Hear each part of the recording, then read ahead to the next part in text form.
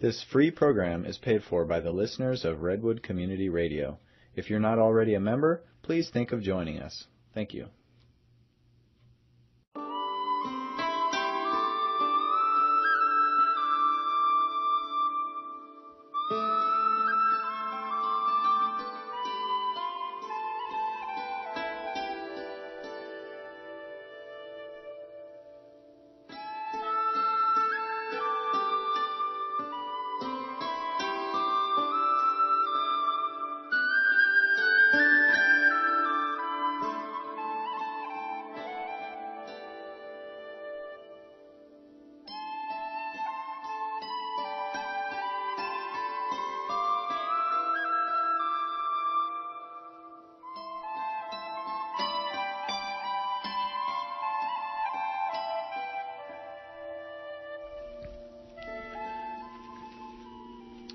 Hi and welcome to this month's Ask Your Herb Doctor. Well, this month is a slightly different format.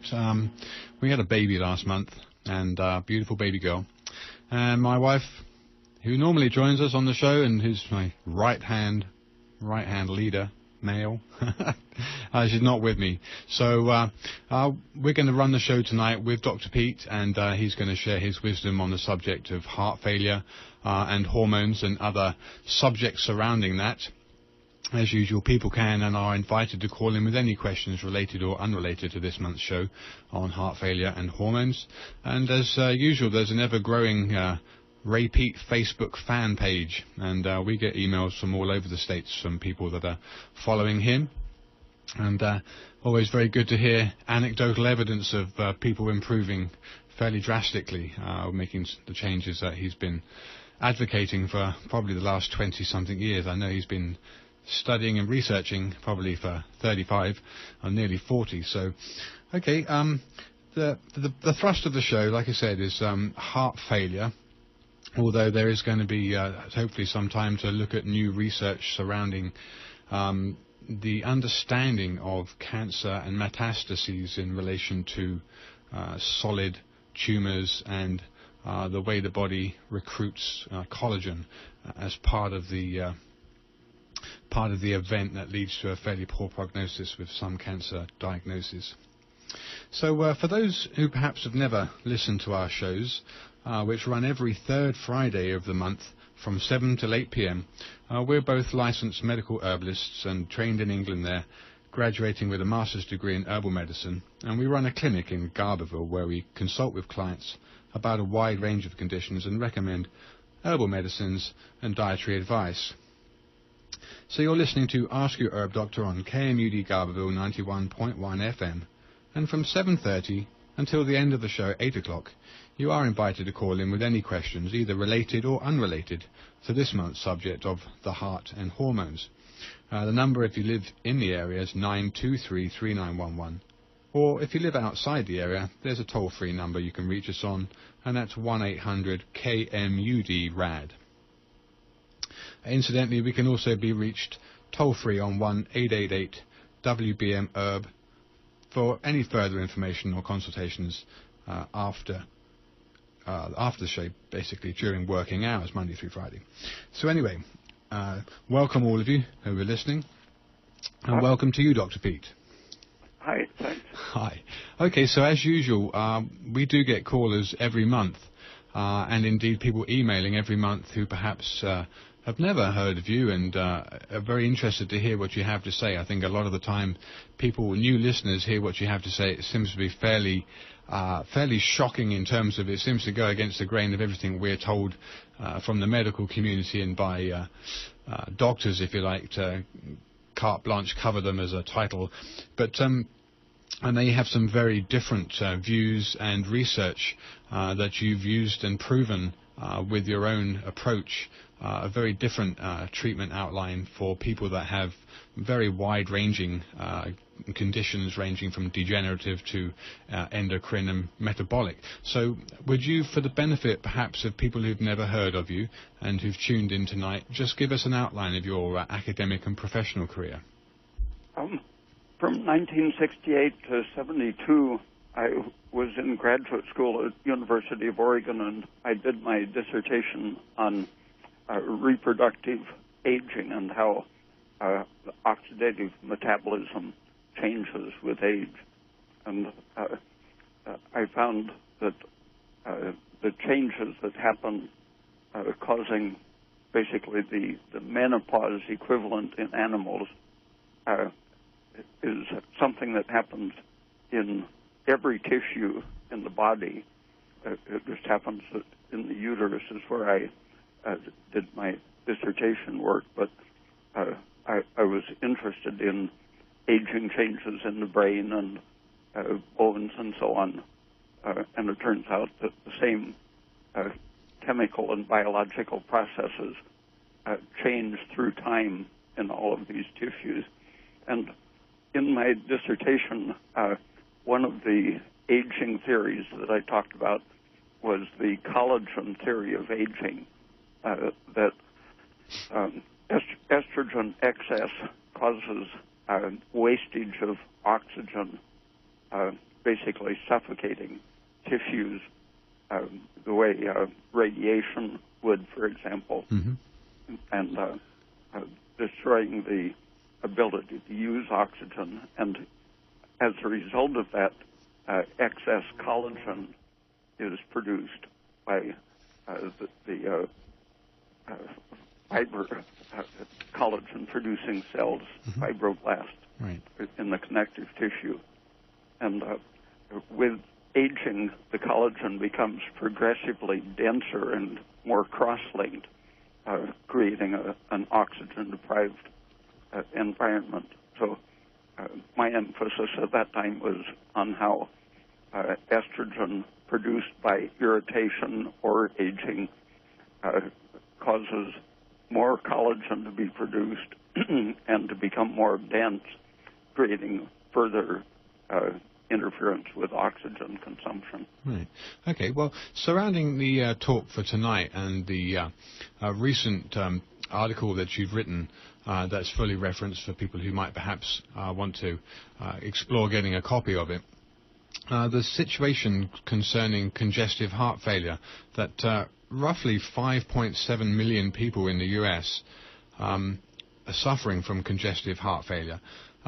And its physiology is particularly relevant to tonight's show, as it's a feature of a defective function of heart muscle itself. Would you explain to our listeners the pathophysiology of congestive heart failure so that they can understand what it is the disease entails, and then we'll get into some of the mechanisms by which that can be changed and how people can see a better way of treating their bodies and eating the right foods, etc. In congestive heart failure, the heart muscle simply gets weaker, less able to pump a full volume of blood with each stroke. And the diastolic phase, which should be a relaxation phase, is inadequate. The heart stays partly contracted, and so it has a short stroke. And to make up for the shortness of the stroke, it tends to pump faster. Okay. And ordinarily, when a heart muscle pumps faster, it has a bigger stroke, so that it doesn't have to simply increase the speed. It can increase the volume with each stroke. Okay. But with heart failure, that's impossible, so it tends to lead to a fast but weak heartbeat. Right. Okay, and the actual muscle of the heart itself becomes more flabby and weak? Well, it becomes waterlogged, higher concentration of water in the tissue. That's because it isn't relaxing fully. And when it doesn't relax, it's like when you work a muscle tremendously, you can actually make a muscle swell up in just 15 or 20 minutes of very intense contraction. Your muscle will gain weight because it doesn't relax fully and retains calcium and excess water. So a very fatigued biceps muscle, for example, is temporarily equivalent to what's happening in a failing heart. And with that condition of retaining water and calcium, if that persists for a long time, because the heart isn't getting enough sugar or oxygen, whatever it needs to relax, or if it's being stimulated by estrogen, for example, that prevents the full relaxation, Right.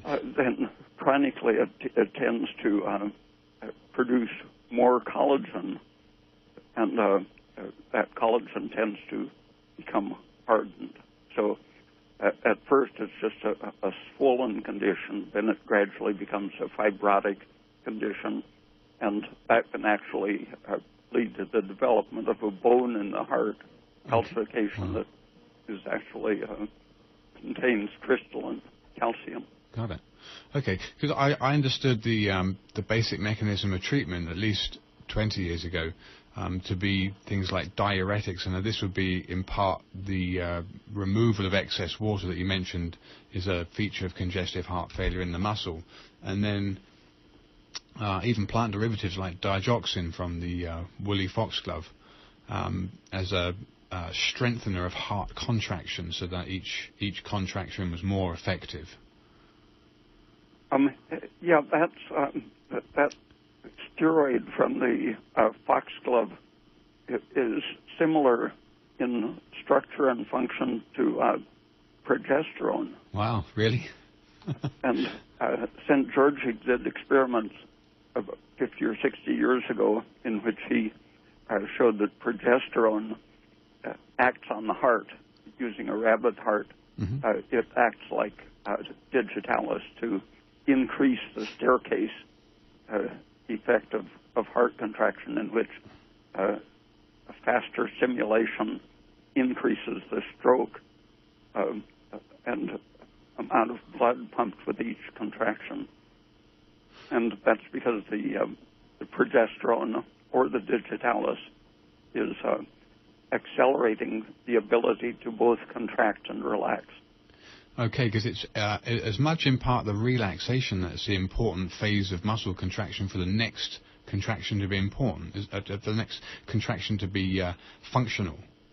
Yeah, that's why the failing heart has a very weak, small beat, because it isn't relaxed, and it's becoming harder just by being filled up with water. The way your muscles, when they swell up, they feel harder.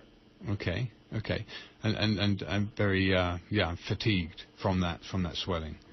Okay, so you mentioned this staircase effect, and it's the first time I'd come across that as a statement. Because I always believed that the increasing contractions of the heart were a kind of mechanism to compensate for the lack of blood volume being ejected with each contraction in the failing heart, at least in things like arrhythmia and tachycardia, which are part of a congestive heart failure type picture, aren't they? When you're exercising, you will notice that the beats per minute increase as you use your muscles and consume more oxygen. Right. But at the same time that your healthy heart is beating faster, it's beating harder. So when it's going maybe 130 beats per minute, it will also be thumping very hard. Okay. And you can feel your pulse in your wrist or throat as a big bulging throb with each beat. That's the staircase effect. It's both going faster and having a bigger stroke with each contraction. Right, now that's efficient. That's an efficient contraction. Okay. All right. You're listening to Ask Your Herb Doctor on KMUD Garberville 91.1 FM, and from 7:30 until the end of the show at 8 o'clock, you're invited to call in with any questions, either related or unrelated to this month's subject of the heart and hormones. We're joined by Dr. Raymond Peat, who has about 40 years of expertise in research into cell physiology, particularly with hormones. A number here, if you live in the area, is 923-3911, or if you live outside the area, the toll-free number is 1-800-KMUD-RAD. So I think the next question I wanted to ask was, you're explaining the waterlogged effect of cardiac muscles and congestive heart failure. This has a relationship to growing pains, doesn't it? And I think you've got a very different way of looking at growing pains, or the treatment of growing pains. It turns out that exactly the same things are happening in skeletal muscle and heart muscle. People have known it empirically. Doctors have seen the changes in their patients for 100 years and found that thyroid would correct those problems of both the heart and the skeletal muscles. But now, fairly recently, with analysis of the genes and proteins, you can see that, in fact, exactly the same things are involved in the growing pains, which come with somewhat low thyroid function around puberty, usually a couple of years before puberty. Estrogen is increasing, blocking thyroid function. That makes the cell fatigue more easily, so it retains water. And the pain is associated with, usually in the late afternoon and evening, the muscles have progressively retained more water and calcium. Got it. And are painful and swollen. Now, and if a person in middle age becomes very hypothyroid, they start getting the same thing. Fibromyalgia is one of the variations on that. I was just going to ask. The muscle disease of hypothyroidism, or hypothyroid myopathy, it involves leakage of enzymes from the skeletal muscles. That has been the assumption. But in fact, the heart is also leaking those proteins. You can identify proteins coming from both the heart muscle and the skeletal muscles in hypothyroidism or in heart failure. So you can pick these up in the blood then? Yeah, and urine. And the urine. Interesting. Okay, so somebody perhaps if they were suspecting from having a lot of fatigue in their arms and legs and or their back muscles just from standing erect, might suppose they got a diagnosis of, gosh, that's the word's gone, that's completely out of my head, the fibromyalgia, sorry. So could that be tested in a lab? If they were to give a urine sample or a blood sample, would they be able to find myoglobin, for example, from the heart?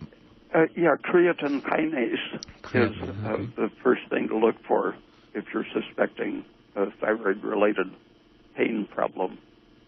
Creatinine kinase, okay. All right.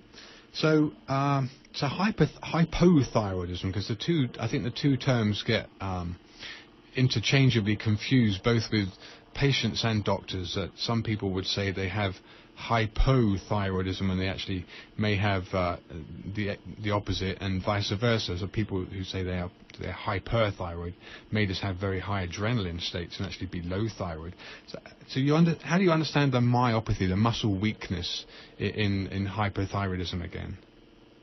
In hypothyroidism, it's you can see it in an electrocardiogram, or if you kneel and have someone thump your Achilles tendon, so your toes twitch away from your body.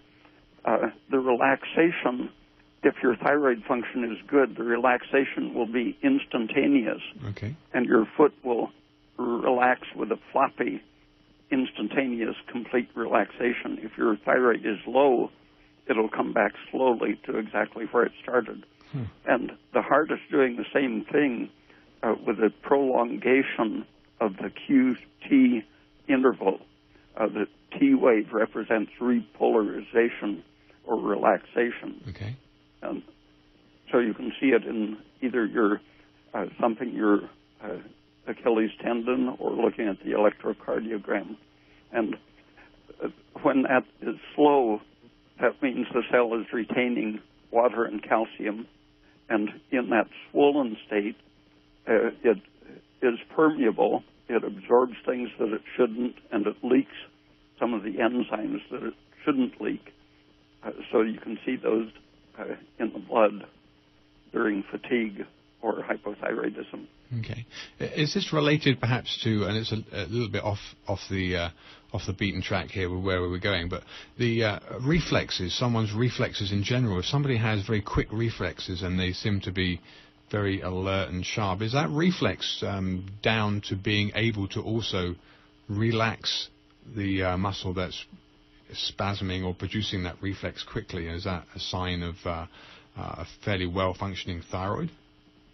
Yeah, the conduction and time, the rate of nervous conduction is slowed in hypothyroidism. Right. And so there are different things involved in ordinary functioning. A hypothyroid person will tend to react 10 milliseconds or 20 milliseconds slower than a person with a good thyroid function. Right. I've seen when someone popped a firecracker on the 4th of July, I saw people around the room. There was sort of a wave of jumping. You could tell who the hypothyroid people were by how fast they jumped. Okay, interesting. I think it'd be interesting for people that are listening just to go over again the Achilles tendon reflex, because it's not something when we were studying, it was always a patella reflex. You'd sit on a stool with your legs swinging like you're an 8-year-old or whatever on a grown-up chair.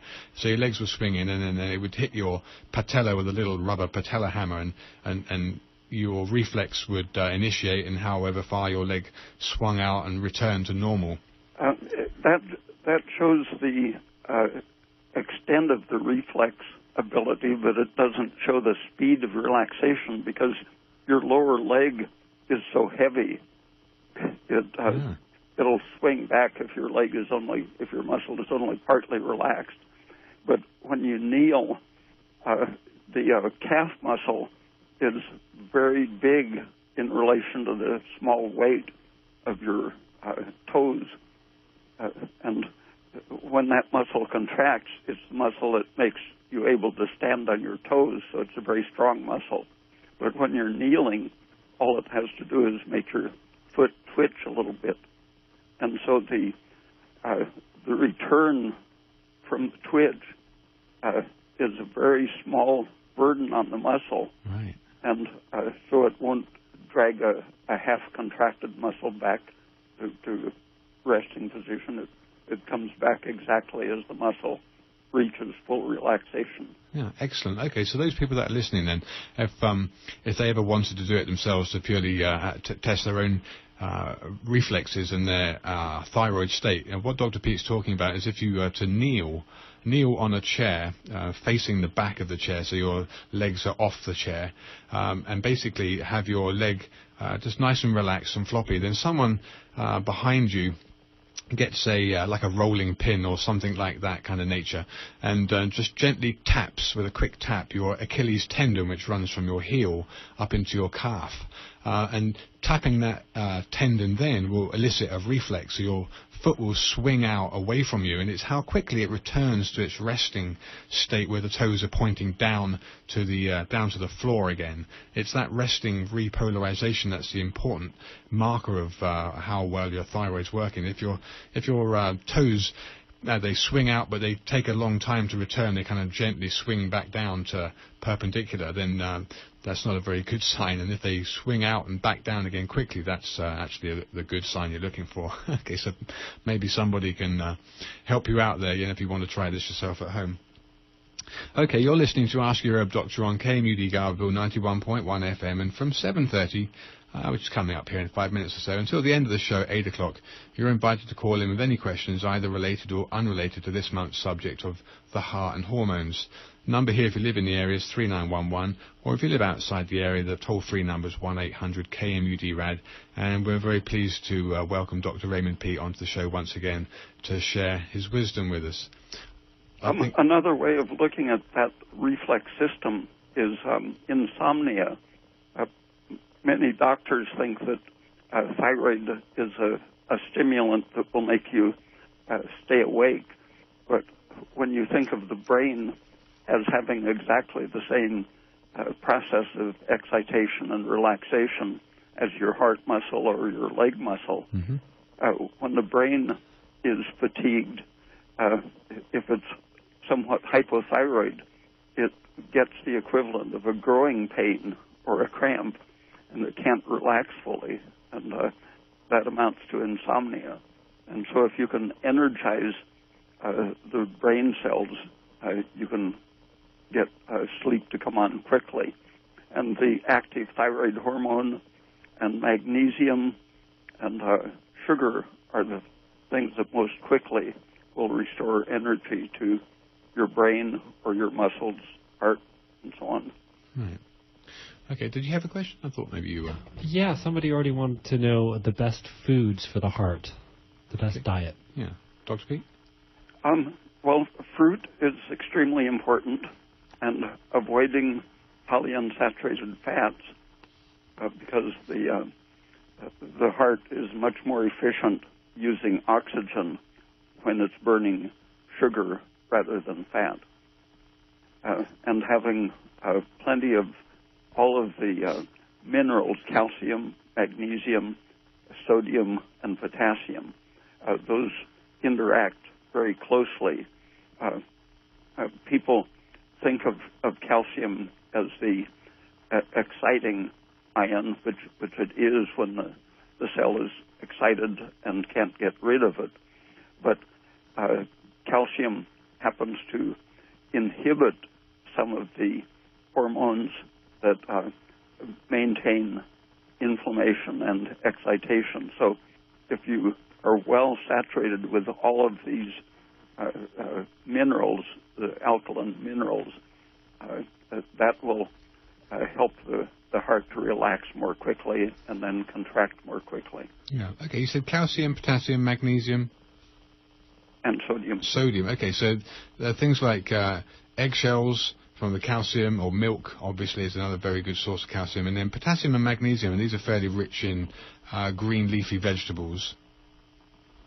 And fruits, orange juice and watermelon, for example, are good for the sodium and potassium. Yeah, there you go. And obviously table salt. I know we've done several shows on salt and how good it is for you, but I think we need to keep reminding ourselves again that there's absolutely no truth in the fact that salt is harmful. It's actually very beneficial for you, and actually lack of salt is more harmful.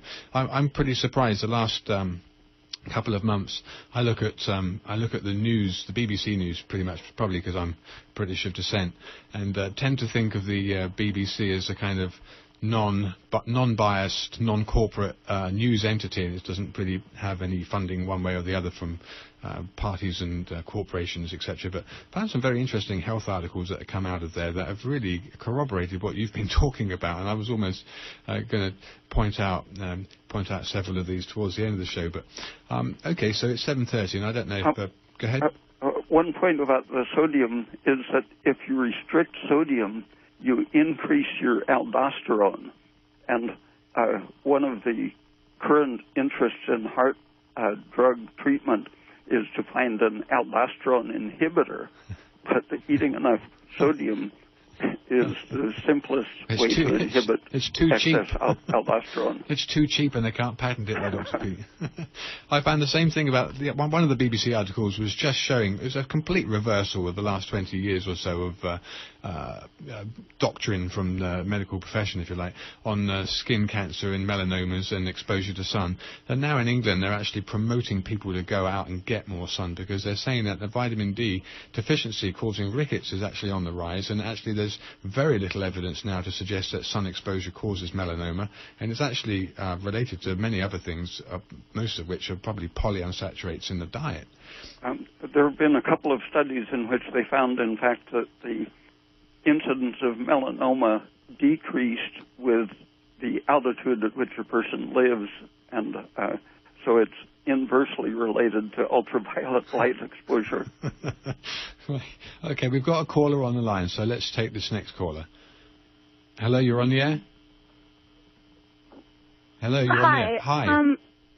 I have a question that isn't exactly about the heart, but... Could I first start by asking you where you're from, where you're calling from? I am living in Phillipsville. We've spoken over the phone, you and me. Very good. My father actually died of a heart attack, and I am, because he had psoriasis of his toenails too, and since I learned from Dr. Peat that estrogen can cause heart attacks, I kind of feel like that's what happened with him. But what happens with me is that I have a grand mal seizure once a month, and it's what's known as catamenial epilepsy because of this out of whack ratio between estrogen and progesterone. So I am slightly derailing you, but I'm taking this opportunity to actually speak to Dr. Peat. Please do. Go ahead. What was your question? Well, I'm wondering, what can I do to balance my hormones? Keeping your cholesterol level up, fruit is one of the best ways to help the liver make enough cholesterol. And then if your cholesterol production is good, thyroid and vitamin A are the main things for turning cholesterol into progesterone, which not only has anti-seizure effects, but it has heart protective effects, steadying the heart rhythm the way digitalis does, and blocking aldosterone, preventing fibrosis of the heart, and so on. So keeping your cholesterol production up, but having the factors that convert it to progesterone is that how you think is operative in the gut, like eating the raw grated carrot? Oh, vitamin A? The effect of having a raw carrot every day or bamboo shoots. These are antiseptic fibers which can't be easily broken down by microorganisms, and so they don't stimulate bacterial growth. In fact, tend to sterilize the intestine, and at the same time, the fiber binds the estrogen which your liver is producing and excreting all the time in the bile, and prevents it from being reabsorbed. So immediately you can see a decrease in your estrogen level a day or two after eating a raw carrot. And that reduction of absorption of bacterial products and estrogen very quickly reduces your stress and cortisol production, and that allows your progesterone to increase. Okay. So you're talking about these things that are like the good and bad bacteria in the guts, and I wonder even too if you know about the GAPS diet. The simplest thing is to avoid starches and polyunsaturated fat, because those are the things that promote... Do you have olive oil then, as something to avoid? The olive oil is saturated enough that it helps the carrot with a germicidal action. Coconut oil, butter, and olive oil, especially associated with the fiber of carrot, help to suppress microorganisms. Okay. Well, I think we better leave it for other callers. So I appreciate your calling in, and I would better take the next caller. Thank you. You're welcome. Hi, you're on the air? Hello? Yes, hi. And where are you from? I'm sorry, what was that? Where are you from? Where are you calling from? Oh, I'm calling in from Minnesota. Okay, I'm just trying to make a habit of calling people and asking them where they're from, just to get an idea of the demographics of the radio show's reach. Oh, gotcha. Thank you for calling. What's your question? Yeah. Well, this is probably sort of off topic, but I was wondering Dr. Peat's opinion on what can a person do to recover from getting off of SSRIs? Oh, I hear that a lot, and basically it's doing everything you can to restore a good, intense metabolic rate, restore the energy level of cells so that they don't go into the stress state. The high serotonin trains the nervous system to stay in a stress state because serotonin activates the pituitary, ACTH, and adrenal system. And ultimately, the way to break that pattern is to increase your cellular energy production, lower stress, keep your thyroid function up, and keep the estrogen down. Okay. Well, thank you very much. I guess it sounds somewhat easy, but I'm sure it's pretty tough for someone who's been on SSRIs for so long. And is it something that takes quite a long time to recover from, in your opinion? Yeah, people seem to take about a year to feel fairly normal again, even doing everything right. Okay. Well, thank you very much. Yeah, the serotonin itself creates an inflammatory state in the nerves and body in general, and so they affect your whole metabolism, tend to increase fat production and stress, and so you want to concentrate on keeping your whole body in an unstressed condition. Eating frequently is probably one of the helpful things. Not forcing yourself to go on adrenaline. Okay. All right. Thank you.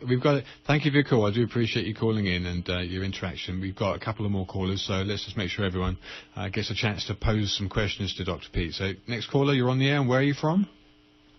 This is David from Missouri. Hi, David. Welcome to the show. And congratulations on your baby. Oh, thank you. You know, I don't know if you've seen this, but I see this quite often where somebody will put a cell phone in their pocket right over their heart.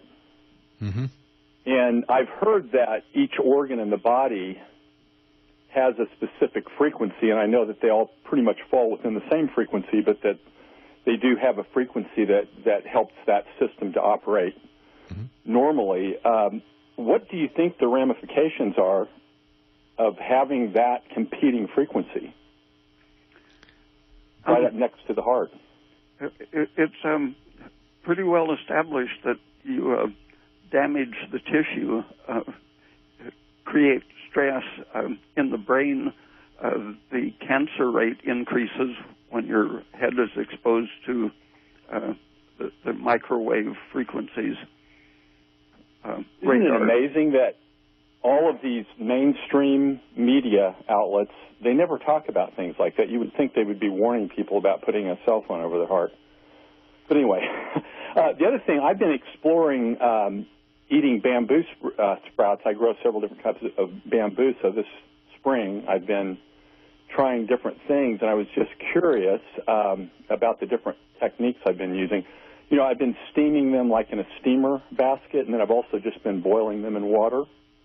And I've noticed that how I peel that bamboo, I can leave more fibers that obviously are not digestible, but then it seems like the more tender parts inside are really soft. I mean, almost like a really well-cooked potato. Do you think there's a benefit in maybe not cooking them too much? No, they still have good fiber, even if they're soft. And then I've also been drinking the water that I boil them in. Do you think there's actually some antibiotic material I think still in that water? I think so. The Japanese and Chinese have some drugs that they make from extracts of the bamboo plant. And I think they get the strongest ones from the leaves, but I think there is the same antiseptic and probably anti-cancer material in the shoots. Wow. I'm going to harvest extra and then freeze them. I'm assuming that's not going to hurt it at all. I don't think it hurts them. What? I don't think it harms them to freeze. Okay. I don't want to hog the questions here, but I do have one more question, unless you think we should go on. I know we're running out of time. Go ahead. No, go ahead. You know, the orange juice thing. I live in Missouri, and through the winter, I can get fresh oranges. It's very difficult to get organic oranges, but all through the winter I was, juicing fresh oranges, and they were just regular oranges. It seems like I've heard that, even though they're not organic, most oranges, because of that heavy peel, they're probably not too bad as far as pesticides. But as I'm going into summer, it's almost impossible for me to get fresh oranges, so I've been like buying Tropicana orange juice, and I've been trying different organic frozen orange juices. And so I did a bunch of research on how all these frozen orange juices and things like Tropicana are made. And it seems like all of them are doing the same thing, where they create these big vats, and they take all the moisture out, and then they add the oil from the peel back in. Are you aware of that? Yeah, and I think there's a worse process that all the big companies are using the last 5 or 10 years, which is to use enzymes to break up the pulp so that they have less waste and more volume in the juice. The stuff that used to be pretty solid material that had to be discarded has now I've heard you mention that before, and I've been calling these companies and trying to find one that, it's really hard to find somebody to talk to that actually knows what's going on in these different companies, but I have made an effort to do that. And, like Tropicana says they do not do that in their non-pulp orange juice. And I've called 2 of the organic ones, like Cascadian, and then I forgot the other one, but they both say they're not doing that. So do you think that there is a benefit from drinking these processed orange juices? Oh, yeah. Okay. So the fresh is definitely better, but drinking the processed ones are still going to be better than not doing it, right?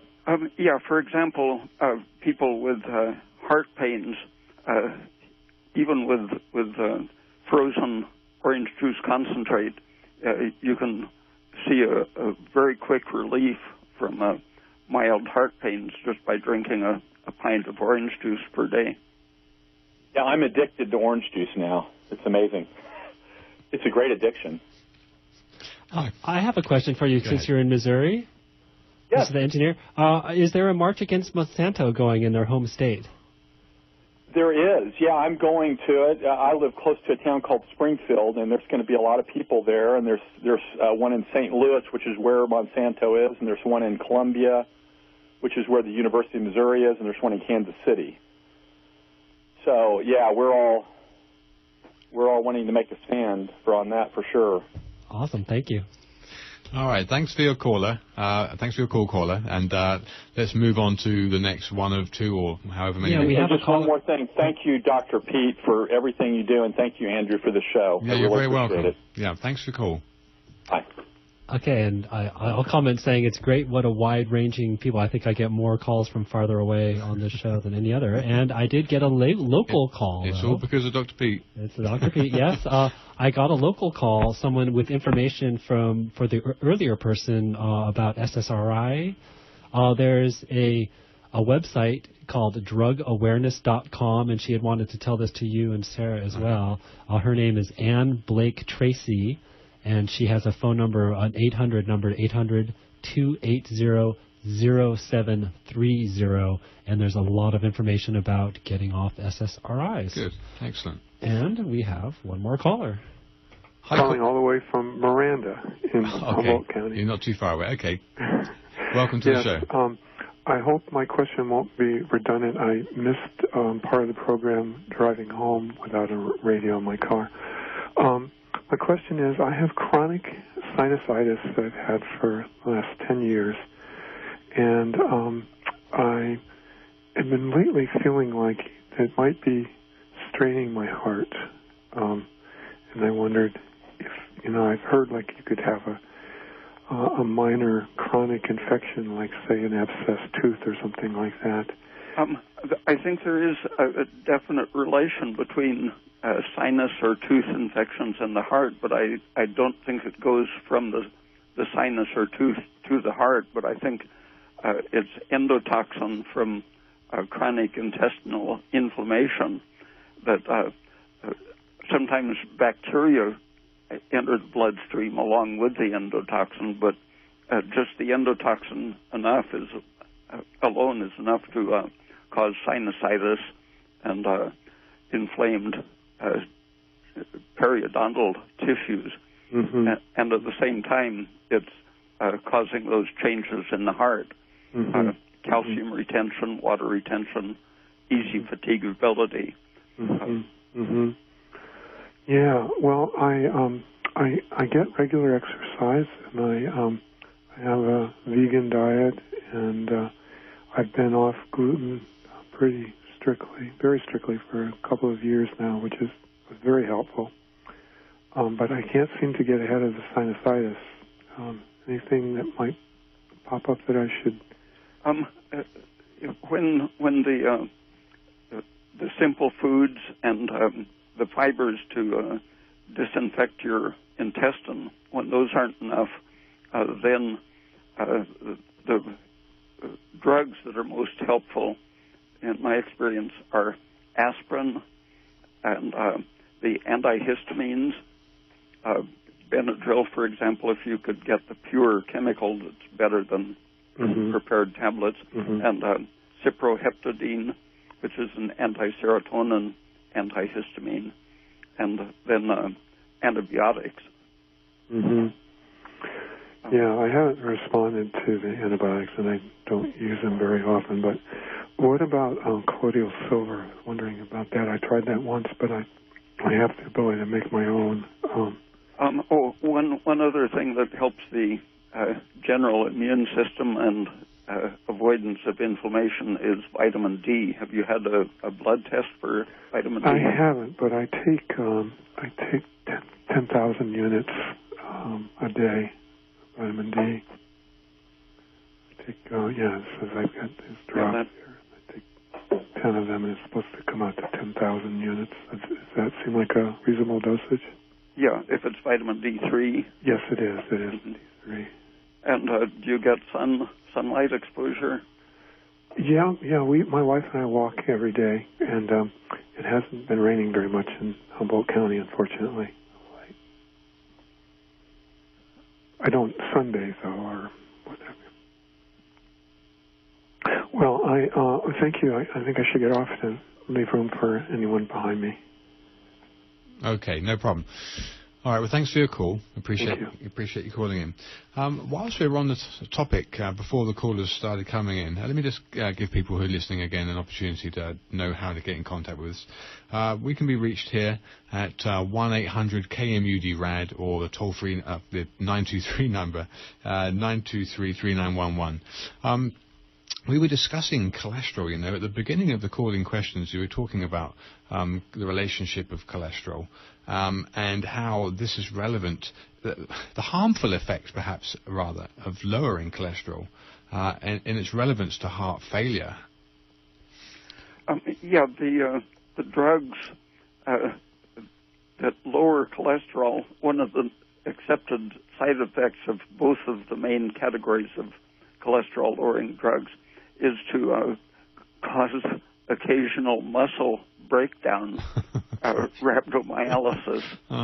The muscle dissolves itself. And one of the known things is the interference with the production of coenzyme Q10, but that isn't the sole reason for the muscle breakdown. The simple lack of cholesterol. Cholesterol is a cell-stabilizing substance with hormone-like action, which in the absence of progesterone and the other protective steroids, it actually has a cell-protective effect in the skeletal muscles and in the heart. The same process that causes rhabdomyolysis, the skeletal muscles, can happen in the heart. Cholesterol deficiency tending to kill heart cells. There we go. See, I mean, Dr. Peat, you recommend. Yeah, well, you don't recommend to have a cholesterol of 200, but you don't have any problem with someone reporting a cholesterol of 200, especially if they're 50 or more, do you? Yeah, the Framingham study found that people over 50 who had at least a 200 cholesterol or higher had a much lower risk of Alzheimer's disease because it's brain protective as well as heart protective. Right. There you go. Okay, we've actually got a couple of callers on the line, so let's take the next caller. Hi, caller, you're on the air? Hello? Hi, and where are you calling from? You're calling from Arcata. Well, actually Trinidad. But, okay. Well, welcome to the show. Yeah, I am dealing with a tooth infection that I've had for a number of years now, and I have been treating it with tea tree oil, and it seems to be helping some, but still hanging in there. It seems like it's very hard to really get to because I guess it's anaerobic, so it's, I don't know, it's just really been a challenge to treat. And I'm wondering if Dr. Peat has any suggestions about how to go about it. What kind of infection is it? A tooth infection. A tooth infection, yeah, and it's pretty nasty sometimes, some of the discharge I get from it. I know a dentist who cured chronic dental problems like periodontal disease with simply giving his patients a laxative. And he would talk at dental conferences and say he was a good surgeon, but he found there was no need at all to do periodontal surgery if he gave the patients laxatives. But the idea didn't catch on among the dentists. Do you have any constipation that's long-standing at all, or? Not really. No. Not that I know of. I'm pretty regular, although I would say that my digestion hasn't been tip-top. I'm 57, so it's like, I don't know, it's gotten a little bit sluggish, but it hasn't been anything I would call constipation. Sometimes just avoiding starchy, especially raw vegetables and raw fibrous fruits. Apples are easier on the intestine if they're well cooked, and vegetables ought to be cooked about 40 minutes to be protective to the intestine. Wow. So avoid raw vegetables. Yeah, often if you keep the vegetables that you've been eating, put them in a plastic bag where they don't get oxygen, and then keep them at 98 degrees for a few days, and you'll basically see what happens to them, because we don't have enzymes for breaking up the cellulose of vegetable material, and so the bacteria are favored by the warm, moist conditions, and the bacteria can thrive on raw vegetables. Wow, it's just so counter to what everybody else has said, so it's so interesting to me. Well, I know Dr. Peat's always advocating making sure that the transit time through the gut is as quick as possible, so that prevents the, well, especially with the right kind of foods, prevents the overgrowth of any bad bacteria, because of an endotoxin point of view. It's the endotoxin that gets into the system that can cause inflammation and other disruptions. And I know tooth infections supposedly notoriously difficult to treat because they don't have a particularly good blood supply. But I think the seat of most people's conditions, when it really comes down to changing the diets in people and then hearing back of the great amount of changes that are going on in them in their life, that the gut is the most important aspect of humans, is what you put into your gut and how well it moves through. It's probably the single most important factor in good health. Raw carrots are the exception among vegetables because being a root vegetable, they happen to be very germicidal. Bacteria won't touch them in the transit time. So I should even avoid salads?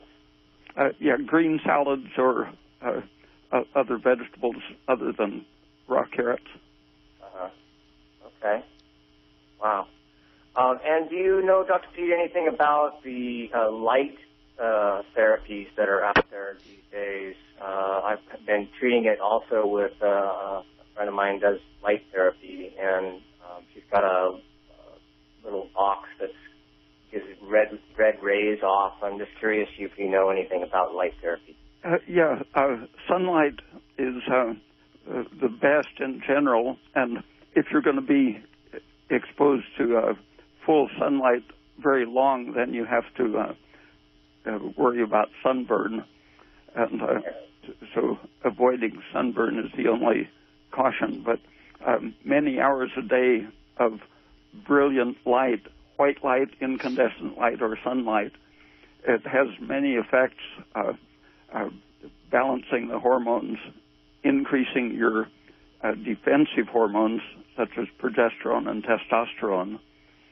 And just a year or so ago, an American researcher trained rats and found that just shining red light on their heads, because red light penetrates through the tissues, he found that their learning was improved just by exposure to light. Wow. So that could be helpful in the tooth infection. It helps your whole system, lowers the stress, and probably lowers the tendency to absorb endotoxin for your intestine. Thank you very much, Dr. Peat, and thank you, Andrew. Yeah, you're very welcome. Okay, well, thanks to everyone who's called in. I appreciate your feedback and your comments. Let's just cut the callers for now. It's 3 minutes to. I just want to make sure that everyone gets to hear how to contact Dr. Peat and read the articles that he writes freely. Thank you so much for joining us, Dr. Peat. Really appreciate your time. Thank you. Okay, so for those who are interested in learning more about what Dr. Peat has to offer in terms of his approach to sickness and good health, www.raypeat.com. He's got lots of scholarly articles, fully referenced. Most of the reference material is very current, so check it out. There's lots of new stuff that he's writing continually, so he's a great source of inspiration to us all. For those of you, this time next month, the third Friday of next month, we'll be at the summer solstice, so can you believe it? We've only got about 4.5 weeks, and then the daylight starts getting shorter and we start going back the other way. But anyway, we haven't quite got there yet. And thanks for listening, everyone. Good night.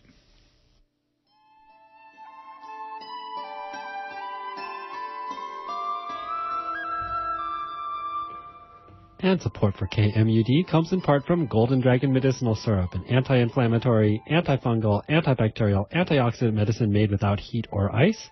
Golden Dragon Medicinal Syrup is organic, edible, topical, cosmetic, and water-soluble. Information is available at goldendragonmedicinalsyrup@gmail.com and by phone at 707-223-1569. It's 7:59, 64 degrees outside our Redway studio. This is Redwood Community Radio, KMUD Garberville 91.1, KMUE Eureka Arcata 88.1, KLAI Laytonville 90.3, FM translator K258BQ Shelter Cove 99.5, and on the web at kmud.org. It's Friday night. Get ready to get funked up because Cousin Mark is in the house.